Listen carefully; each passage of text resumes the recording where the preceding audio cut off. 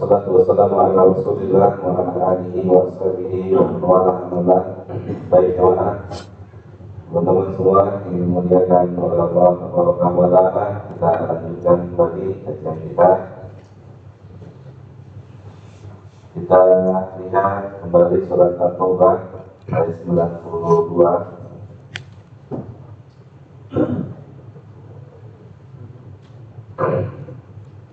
Allah Ta'ala berfirman, وَلَا عَلَى الَّذِينَ إِذَا مَا آتَوْكَ. Allah telah menyatakan orang-orang atau para sahabat yang tidak memiliki perbekalan untuk ikut beserta Nabi dalam berjihad, mereka sudah dinyatakan tidak berdosa. Karena memang Allah sendiri tidak membebankan kecuali sesuai dengan kesanggupan atau kemampuan manusia masing-masing. Jadi mereka ini datang menemui Nabi kita Muhammad SAW. Mereka berkata atau mereka meminta pada Nabi Muhammad SAW, litakmilahum. Apakah mereka bisa diikutsertakan oleh Nabi Muhammad SAW untuk peperangan? Apakah Nabi memiliki perbekalan yang lebih sehingga bisa membawa mereka dalam perjalanan yang cukup jauh? Bekal sudah sangat banyak yang dibutuhkan. Jadi mereka minta sama Nabi, karena itu toh katanya dia gak punya apa-apa nih, paham ya? Dia gak punya apa-apa nih yang datang ke Nabi. Memang lapatan Allah saat itu mereka gak punya apa-apa. Jadi antusias mereka untuk ikut perang itu terlihat. Mereka tetap menemui Nabi. Mereka masih berharap Nabi punya harta lebih. Untuk apa?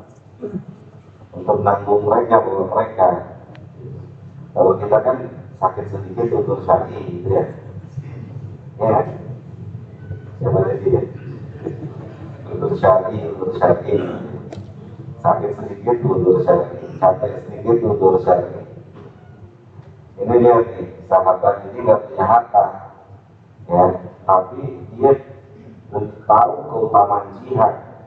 Gimana caranya biar bisa ikut jihad? Udah kita temui Nabi deh. Kita temui Nabi, kita ngomong sama Nabi, izinkan mereka untuk ikut serta. Barangkali Nabi punya kelebihan harta. Gitu. Usaha dulu, ya, usaha dulu maksimal untuk sebuah ketaatan, ya, untuk sebuah ketaatan. Kecuali memang sudah sanggup. Qulta la ajidu ma'ahmilukum alaihi. Maka Nabi Muhammad SAW menjawab, dia nggak punya perbekalan yang lebih untuk bisa membawa sahabat-sahabat ini yang datang menemui beliau. Nabi tidak punya saat itu, tidak memiliki kelebihan harta untuk mengikut sertakan mereka itu. Oke, jelas sampai sini ya. Terus kata Allah, tawallau. Akhirnya mereka pulang. Sudah maksimal. Tak punya harta, tidak bisa ikut perang, tidak putus asa, datang menemui Nabi. Nabi bilang, tidak bisa. Tidak punya harta lebih saat itu, sehingga tidak bisa bantu mereka untuk ikut serta. Sudah maksimal ya. Sudah maksimal, sudah ada usaha ya, maksimal. Pulang mereka. Ya. Cuma di sini yang menariknya apa? Allah bilang apa? Wa a'yunuhum tafidu minad dam'i. Mereka bukan cuma pulang, tapi kejar nangis. Kenapa tuh nangis? Karena tidak bisa ikut perlombaan jihad. Jadi pembahasan kita sebelum salat tadi, nangis saat kita tidak jadi peserta perlombaan kebaikan. Nangis itu nangis kita saat kita tidak bisa bangun malam, saat kita tidak bisa puasa Senin Kamis, saat kita tidak bisa membaca Quran setiap hari, saat kita tidak bisa sedekah, saat kita tidak bisa hadir pengajian, saat kita tidak bisa bantu anak yatim. Nangis itu sahabat nangis itu kayak gitu. nangisin dia tuh gitu. Ya, kenapa nangis? Gajiannya ditunda. Nah itu kita banget kan. Sahabat kayaknya batu kenapa? Saat nangis, yang bilang nangis ya? Hah? Allah yang bilang nangis. Allah bilang kata Allah, tawallaw wa a'yunuhum tafidu minad dam'i hazanan, sedih itu, sedih. Kita malam ada tiada lain. Sebagaimana responnya kalau lagi akhirnya bangun subuh. Udur syarilah, kan? Udur syarilah, ya. Apa-apa? Udur syari. Minta sama Allah. Antum tahu, ya? Antum mau masuk negeri mana saja, antum mau ikut apa saja dalam urusan dunia, itu mudah, sangat mudah. Tapi untuk masuk perlombaan Fastabiqul Khairat, itu tiketnya di tangan Allah. Tiketnya itu cuma dipegang sama Allah.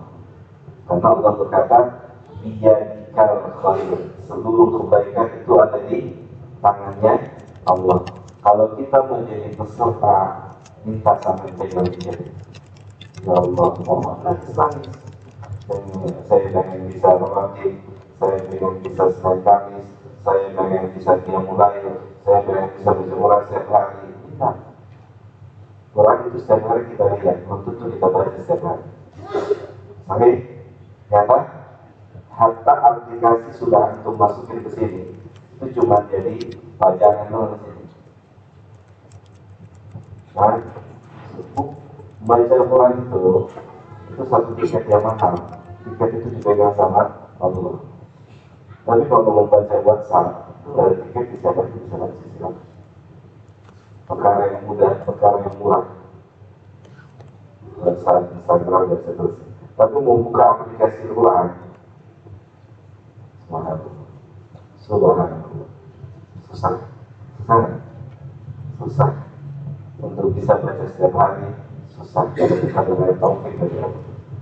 Karena tiketnya dipegang sama Allah. Harus yakin itu, harus yakin. Jangan cari kambing hitam, jangan pernah cari kambing hitam. Kambing hitam itu siapa? Kita sendiri. Karena yang menghalangi kita untuk ikut serta dalam perlombaan kebaikan itu adalah dosa.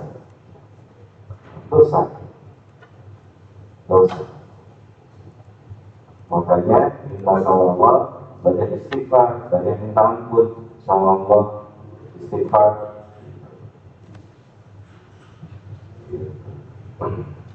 Sama kayak misalnya ini, pertanyaan yang sering ditanyakan kepada Ustaz, bagaimana caranya sholat khusyuk? Betul nggak? Ya itu pertanyaan umum ya, sering ditanyakan. Bagaimana khusyuk? Kalau STMT sholat terus, saya jalan nggak akan pernah bisa khusyuk, nggak bisa. Walaupun antum mahir bahasa Arab, nggak bisa.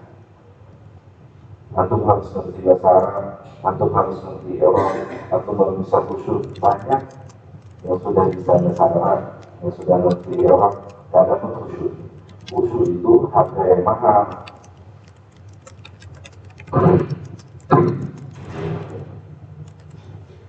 Harga yang mahal. Dia harus berusaha maksimal menjauhi maksiat. Itu dia. Ya, sama kayak kita misalnya, kita nggak bisa mulai, kita nggak bisa Quran, kita nggak bisa hadir pengajian. Jadi kita punya satu dosa dan beberapa dosa yang menjadikan penghalang kita bisa diizinkan oleh Allah ikut serta di situ. Jangan pernah cari kambing kita kita sendiri. Allah kan sudah ponis kita. Allah ponis kita kan?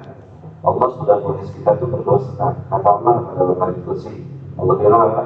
Innakum tukhti'una billaili wa nahari. Allah bilang itu. Sesungguhnya kalian itu berdosa, bersalah, bermaksiat di malam hari dan siang hari. Itu Allah yang bilang. Allah bilang tentang saya tentang itu kita berdosa. Jadi istighfar itu terus menerus kita ucapkan. Semoga banyak istighfar kita tetap bisa atau tetap diizinkan oleh Allah Subhanahu Wa Taala untuk perlombaan kebaikan.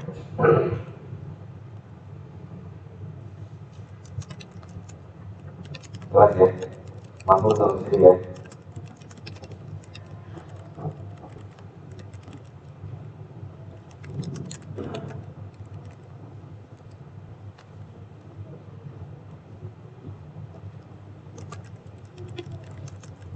Mungkin ada sih Allah gak suka orang beramal.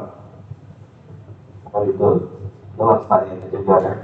Kemudian surat At-Taubah lagi ayat 46.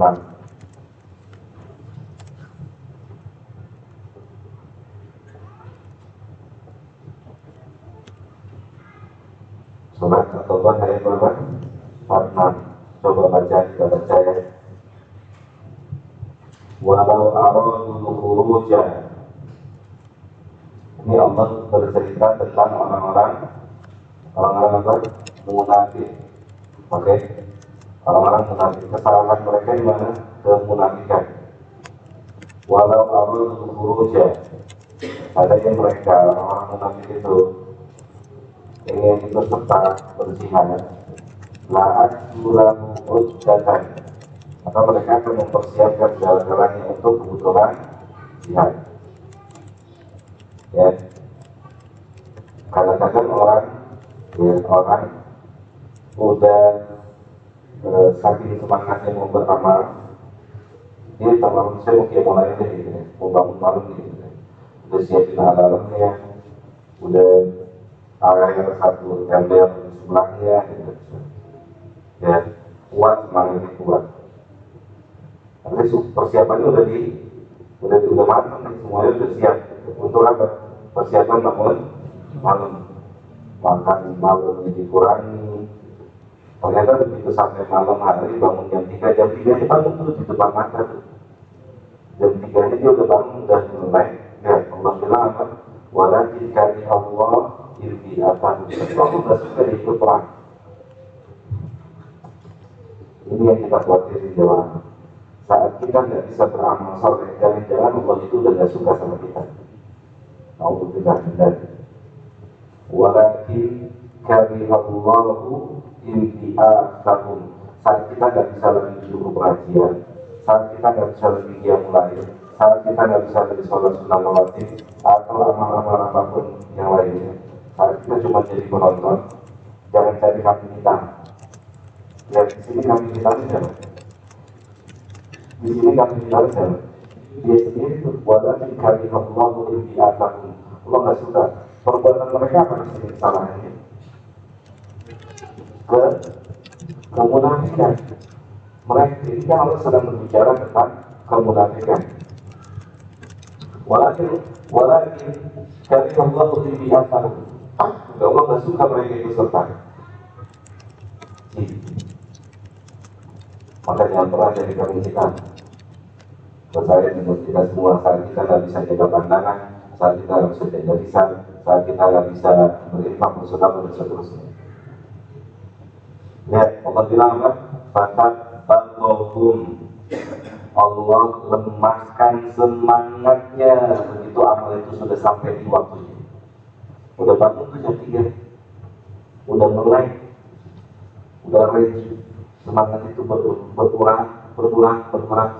Besok masuk pagi. Besok harus ngantar anak sekolah. Besok harus begini. Oke, besok aja kita mulai. Nyata? Ada itu? Ada dalam hidup kita? Punya uang 200.000 atau 1 juta, sudah berazan bertekad mau infak 300.000. Begitu sudah sampai harinya, hari untuk berinfak, hari untuk bersedekah, kayaknya kebutuhan enak lah. Dikasih padang enak juga nih, ya kan? Dikasih padang, dikasih rambut, dan seterusnya. Akhirnya infaknya berapa? 2.000. Balik lagi 2.000. Jangan cari kambing hitam. Di depan mata amal itu sudah di depan mata. Terus kita nggak bisa kerjakan. Allah bilang, "Fatabbatlahum." Allah lemahkan keinginannya untuk beramal. Lemahkan sama Allah di depan mata. Jadwal kajian sudah tahu, jam segini harus berangkat. Begitu di depan, pas di waktunya, ada aja halangan. ada jangan batas. Jangan cari kambing hitam. Oke? Saat kita membaca Quran, baca Quran, itu jangan salah. Antum ingat, tiap kebaikan itu di tangan Allah, bukan salah anak antum, bukan salah istri antum, bukan salah kerjaan antum, tapi kita yang punya salah sehingga tidak diizinkan oleh Allah untuk baca. Banyak tuh orang sibuk tetap bisa dibantu satu kali. Banyak orang sibuk. Para sahabat itu lebih sibuk mana sama kita? Itu lebih sibuk mereka. Mereka dalam Al-Quran itu buat mereka 1 bulan 1 hari selesai. Itu paling sedikit. 1 bulan 1 hari. 1 hari berarti 1 juz. Tapi itu paling sedikit. Di antara mereka ada 10 hari, ada 7 hari. Oke? Gitu. Walakin kami Allah yang asatun. Tapi Allah tak suka sehingga ketika Allah tak suka apa yang Allah perbuat. Allah donorkan semangatnya. Pertanyaannya, apakah Allah zalim atau tidak? Tidak. Kenapa? Karena dia yang menzalimi dirinya sendiri.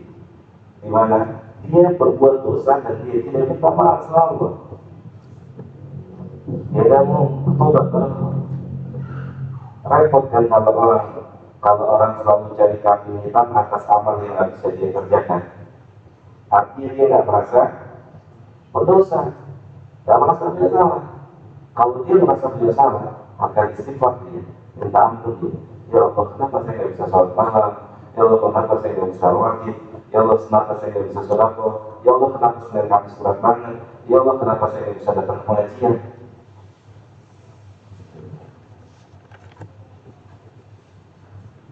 Sampai Allah bilang wakilan udu ma'al qa'idin.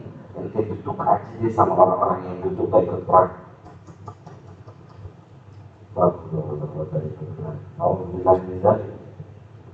Itu sampai Allah bilang gitu. Udu ma'al qa'idin. Udah ente nonton di YouTube aja gak usah datang ngaji. Kalau nggak boleh nonton YouTube ya boleh-boleh saja. Kalau antum punya usul syar'i kan YouTube kan YouTube itu bukan pengganti datang ke sini. Salahnya sebagian kita, YouTube sudah dijadikan pengganti datang ke pengajian majelis. YouTube itu saat antum nggak bisa hadir, kan gitu ya. Antum bisa buka, atau saat antum butuh tambahan, antum bisa buka. Antum udah nggak ngaji lagi, udah di YouTube aja udah bisa. Tertipu tuh sama setan tuh. Enak lagi di rumah sambil ngopi sambil kacang gitu kan. Gimana ya? Ngaji gitu. Hah? Sambil tiduran. Ustaznya ngomong gitu kan. Tak letak tuh bikin kopi dulu. Pause dulu. Lapar dan malah berarti lah. Ini cuma pengganti penambah. Yang dijadikan ini pengganti. Ada majelis ilmu.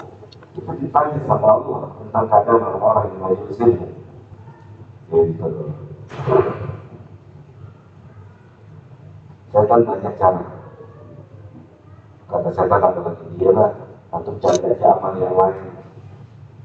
Yang untuk gak bisa di sini itu budaya siapa? Untuk gak bisa di sini bisa terjadi itu. Padahal sini gak bisa, situ gak bisa.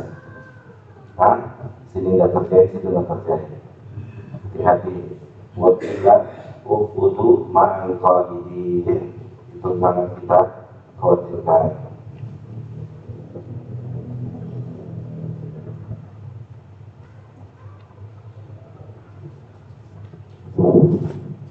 Kita masih bicara tentang satu sifat Allah yang Al-Ghani, yaitu yang maha kaya.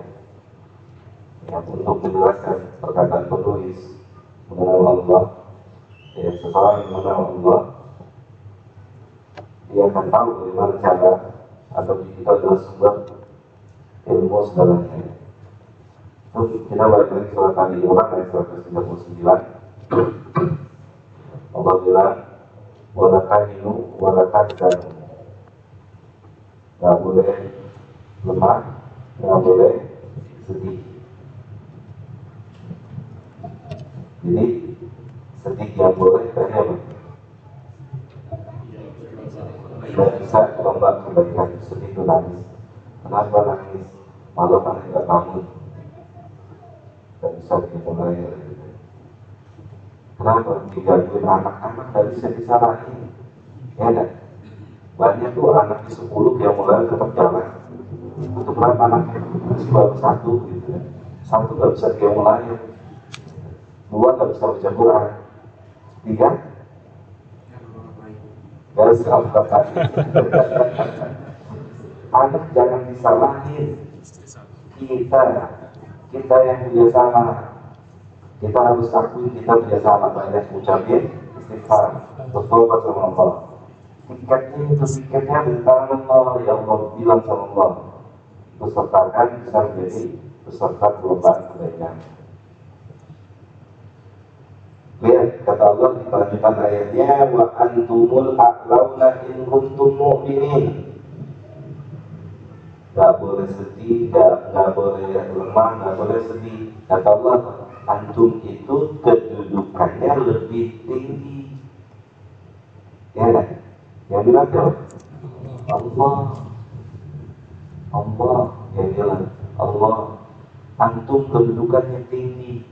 Walaupun secara materi, secara duniawi, Allah mungkin dipandang sebelah mata,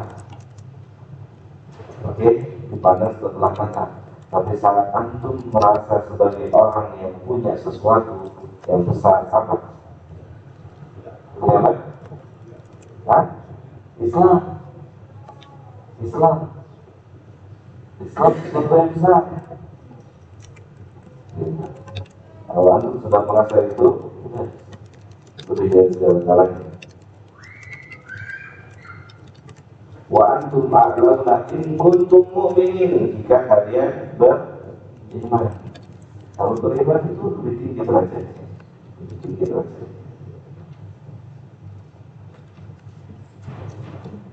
Oke, paham sampai sini ya? Jadi itulah maksud perkataan penulis, wal ilmu bihi aslu kulli ilmin wa mansu'uhu. Jadi mengenal Allah itu adalah sumber segala ilmu. Nanti kita contohkan, misalnya kita kenal Allah sebagai zat yang maha kaya. Kemudian penulis mengatakan, faman arafallaha arafa ma siwahu. Secara mujmal, secara umum, dia katakan, siapa yang mengenal Allah, dia kenal Allah. Maka dia pasti mengenal selain Allah. Bisa dia melihat, bisa dia bersikap kepada selain Allah. Dia ngerti. Kalau dia kenal Allah, dia tahu Allah. Kita bisa contoh saja, kaya tadi. Kalau orang tahu Allah telah dia kaya, maka dia tahu dia tuh nggak boleh ngerengek sama makhluk, sama manusia. Kalau dia tahu Allah, kalau Allah itu yang Al-Ghani, yang maha kaya, maka dia itu cari perhatiannya hanya kepada Allah. Ingat Salim itu Salim, ketika dilihat miskin, dilihat susah, kelihatannya susah nih, miskin nih, harus dibantu nih. Kata Salim, ternyata salah. Salim tidak merasa sebagai orang yang butuh bantuan. Enggak.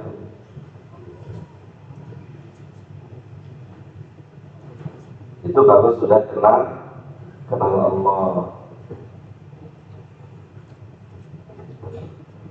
Kalau nggak kenal Allah, susah, miskin, kere, itu akan bilang Allah itu zalim. Ya, nyata nggak?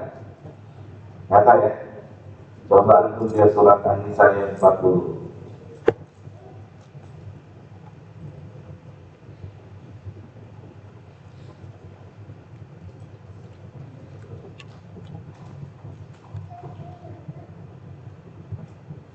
Ketemu nggak? Nah, apa kata Allah? Allah bicara tentang dirinya sendiri. Apa kata Allah? Allah tidak mendolimi walaupun sebesar Gak ada tuh keputusan Allah yang mendolimi manusia. Gak boleh sekali-sekali kita berprasangka Allah zalim nih, saya udah ngaji miskin, Allah zalim nih, saya udah ngaji gak punya apa-apa, Allah zalim. Terlalu cetek cita-citanya. Kalau antum cita-citanya punya harta dunia, terlalu cetek, terlalu kurangkan, terlalu rendahkan. Antum mau datang duduk di majelis ilmu gantinya Fajro, terus antum kehilangan surga yang seluas langit dan bumi. Antum datang majelis ilmu, ya Allah semoga rezekinya saya majelis ilmu bisa punya Fajro, terus Allah kasih tuh antum Fajro, tapi antum kehilangan surga yang Allah sudah janjikan itu kan resikonya. Kalau Fajro dan teman-temannya itu kan ikutin aja, dikasih syukur dan dikasih ya, bukan hal yang harus disedihkan. Oke, tinggi cita-cita. Buat aku masuk majelis ilmu, surga. Ya kan? Lu rajin amat ngajinya mas. Mbak lu rajin banget ngajinya. Ya, kenapa? Saya mau surga. Saya surga. Mbak lu rajin amat. Sila jadi cowok. Yang laki, kamu ngapain sih? Kali aja ada jodoh di sini. Gimana itu?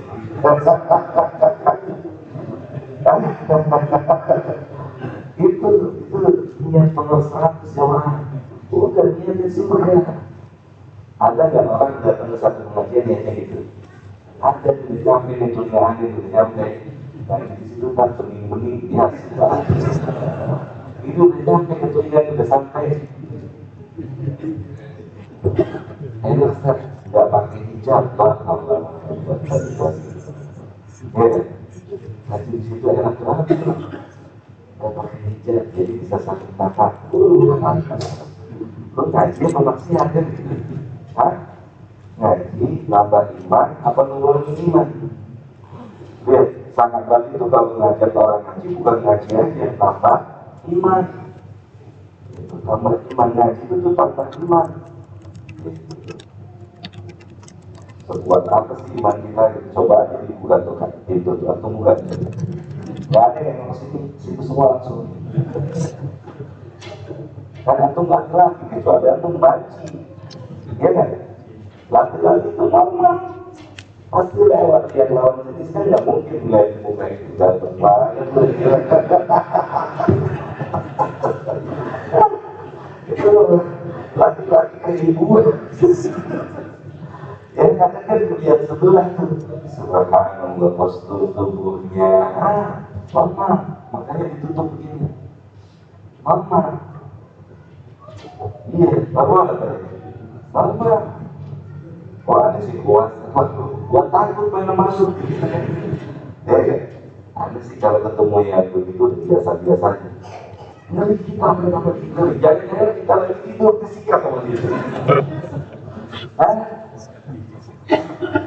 Wajah artinya Allah memang tanamkan fitrah kita suka sama mereka, mereka suka sama kita. Laki suka sama perempuan, perempuan suka sama laki. Fitrah Islam punya jalur nikah. Itu sudah jalur nikah. Jelas ya? Jadi nanti mau cari jodoh nggak salah lagi. Karena Allah, semuanya karena Allah. Antum mau diganti letih, udah capek ya, kita berdoa sama Allah.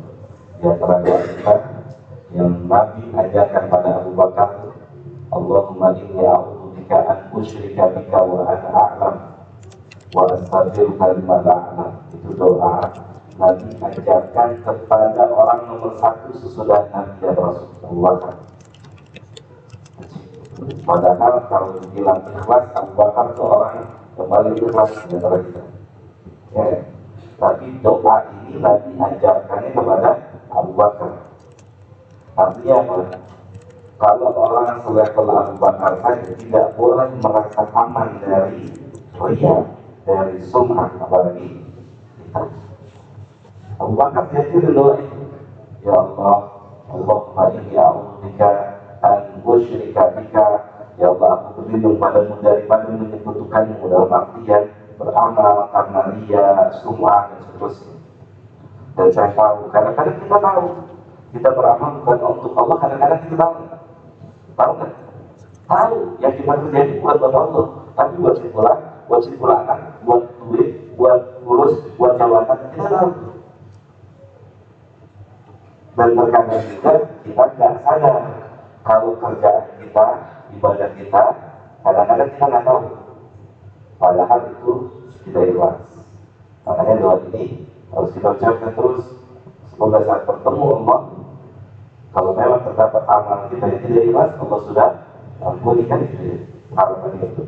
Allah Ta'ala a'lam wa a'lam.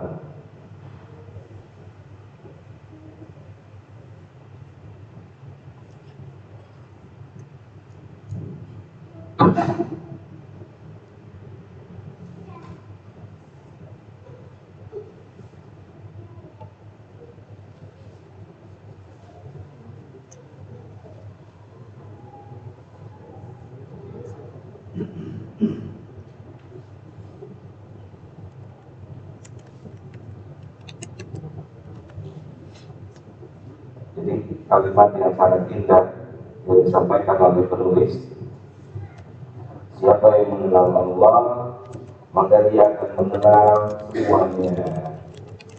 Bisa seorang suami kenal sama Allah, seorang suami kenal sama Allah, dia tidak akan berbuat zalim pada istrinya, pada anak-anaknya.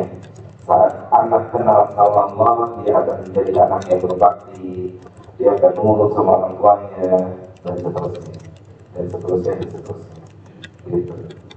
Ya, kalau orang kenal sama Allah, dia akan melakukan sesuatu itu sebagaimana yang Allah mau, sebagaimana yang Allah inginkan. Kalau dia sudah kenal sama Allah, maka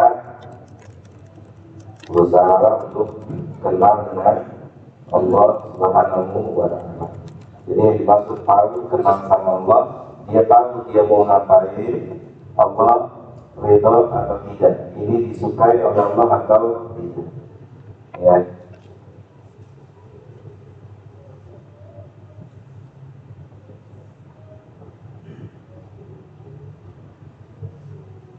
Contohnya misalnya ini, kita bicara suami istri. Saat suami sedang sulit hidupnya cari nafkah, maka bagaimana layaknya seorang istri? Sudah cerai atau gimana?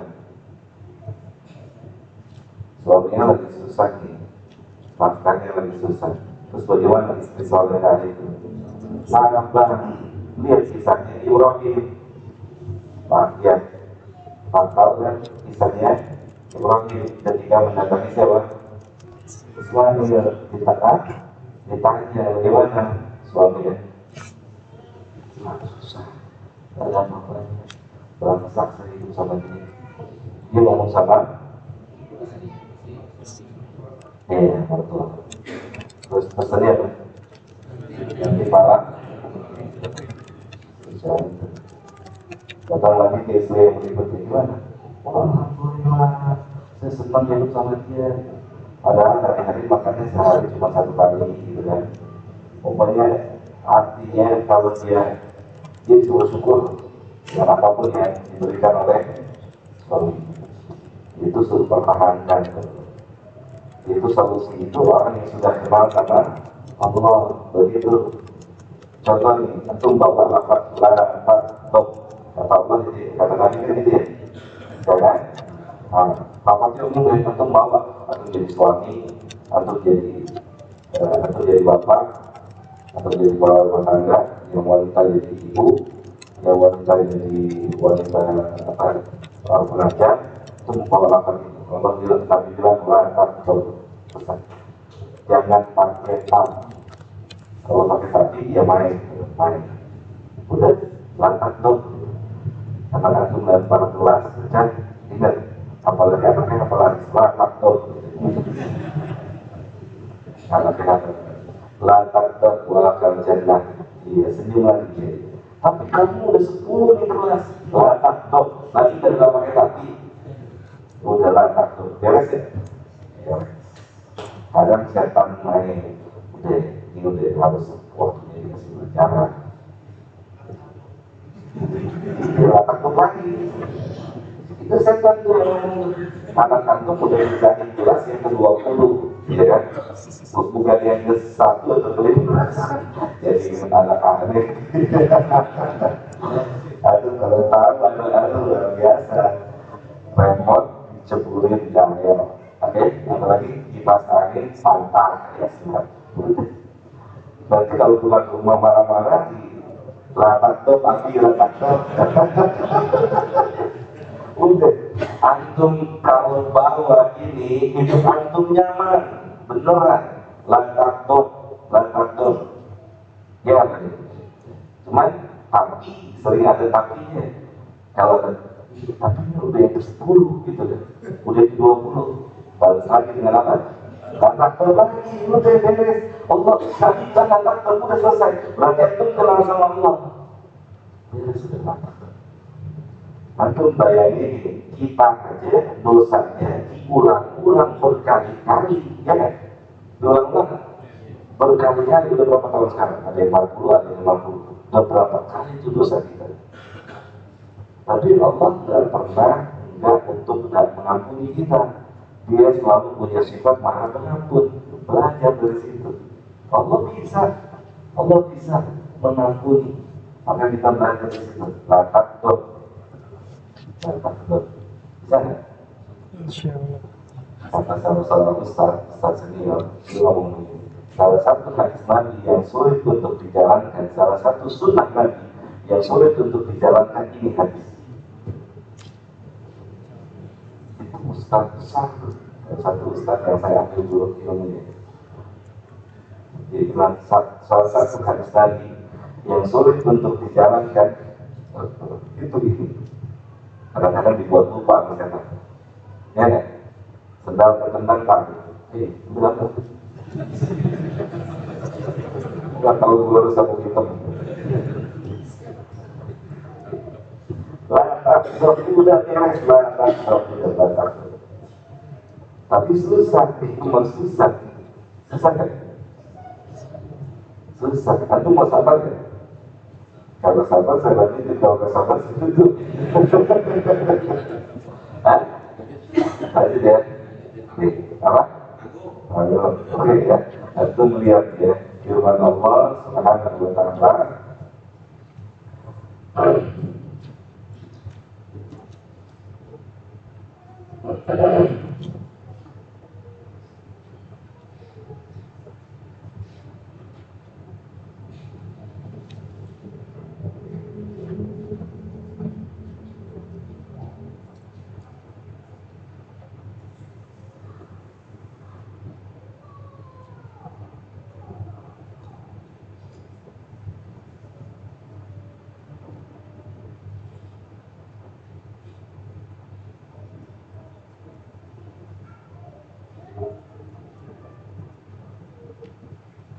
Surat Al-Ankabut ayat kedua. Surat Al-Ankabut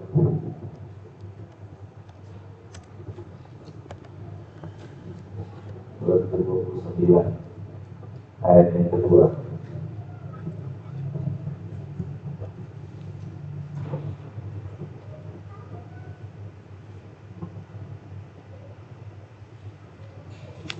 Oke, ayat kedua Allah bilang apa?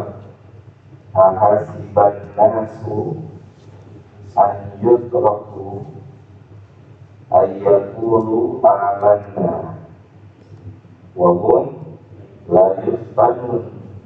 Apakah manusia itu menduga mereka setelah mengklaim dirinya beriman, setelah mengklaim dirinya hijrah, itu Allah berbicara. Makanya orang yang hijrah itu orang yang sedang dapat ujian.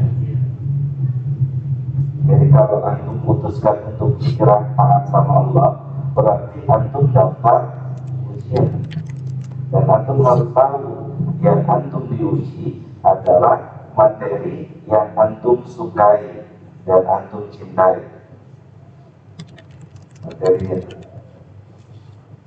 Materinya itu. Contoh, saat seorang diuji dengan riba, dia bergelut dengan riba. Oke, bergelut dengan dunia riba, bekerja di instansi riba. Ketika dia keluar dari instansi riba, memutuskan untuk keluar dari instansi riba, kemudian dia mulai usaha dan perjalanan usahanya tidak lancar. Itu ujian dalam bentuk yang serupa kadang. Instansi ribawi atau yang mereka ribawi akan datang silih berganti menghampiri diri. Itu ujian. Semakin diuji. Karena Allah bilang, apa yang mau ada soal itu bebas riba. Oke, berarti siap-siap yang diuji sama riba. Ayat ini pernah saya sampaikan kepada seorang kawan. Dia sudah meninggal, rahimahullah rahmatan wasi'ah. Suatu hari dia datang ke masjid. Dia bilang, "Alhamdulillah, semoga Allah melindungi kita semua." Dia sering main perempuan berzina. Sering. Bagaimana cara lepas dari itu? Dia mau tobat dan nasuha. Tobat nasuha. Tapi antum harus ingat, setelah ini Allah uji antum dengan perempuan. Subhanallah. Ada di ruang sekretariat masjid itu bulan puasa Ramadan.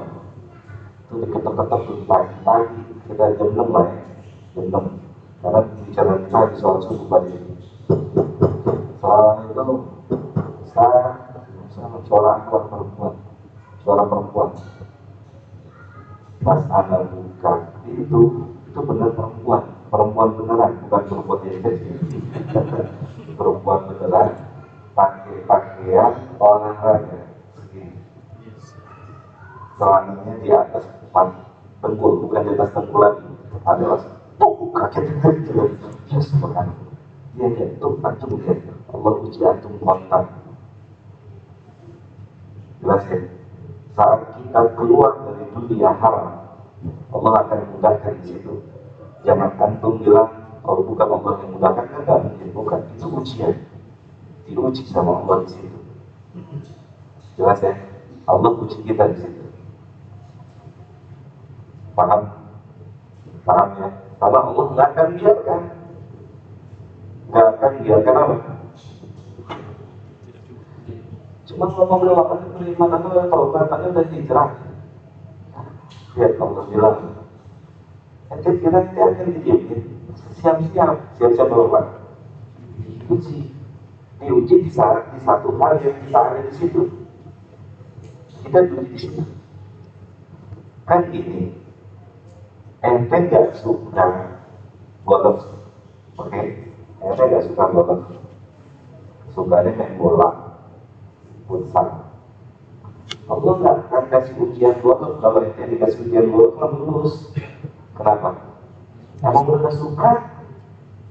Padahal justru yang diuji, yang kita suka. Itu ujian itu.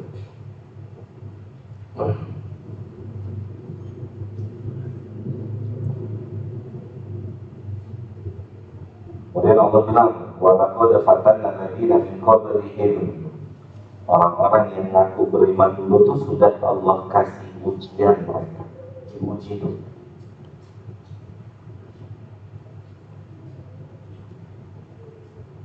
Fala ya'lamanna Allahu alladziina shadaqu. Kan fungsinya ujian apa sih ilustrasinya? Kalau orang mengaku sebagai ahli di bidang ini, dia diuji agar diketahui kebenaran dia ahli di situ, kan gitu. Diuji dia di situ tuh, ahli nggak dia di situ? Apa cuma pengakuan saja? Harus diuji. Wala ya'lamanna al-kadhibin, dan akan diketahui orang yang dusta cuma di mulut aja, di mulut, di lisan. Orang yang hijrah ujiannya sesuai dengan apa yang dia tinggalkan, itu dia uji itu oleh Allah Subhanahu wa ta'ala. Ya, ayat ini cakupan sangat luas. Kalau dan waktu kita jelaskan lebih banyak lagi, saya rasa cukup sampai sini. Ada yang mau tanya?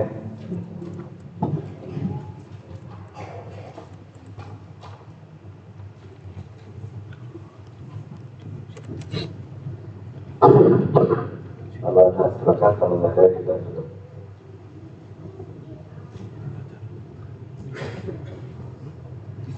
Senyumnya itu jangan pas mau pulang, pas mau lagi cepet. Ya, salah justru nangis kalau udah kangen kan gitu. Ya, itu jangan alhamdulillah selesai. Nah itu dulunya siapa sih ngajarin kayak gitu? Ya, jadi ketika mau masuk ngaji, alhamdulillah ngaji itu senang. Ya Allah, gitu kan. Begitu itu selesai, ya selesai. Sama itu kan terus lagi. Mukanya langsung lempar tuh begitu Ustaz bilang kalau udah jadi aja kita tutup lempar. Gitu ya. Subhanallah. Ada pilihan kita perbaiki terus, semoga bisa menjadi lebih baik. Baik, kurang lebihnya pun maaf. Rasulullah dan Nabi Muhammadin wa ala alihi wa sahbihi ajma'in. Wa ta'ala sallallahu alaihi wa sallam. Assalamualaikum warahmatullahi wabarakatuh.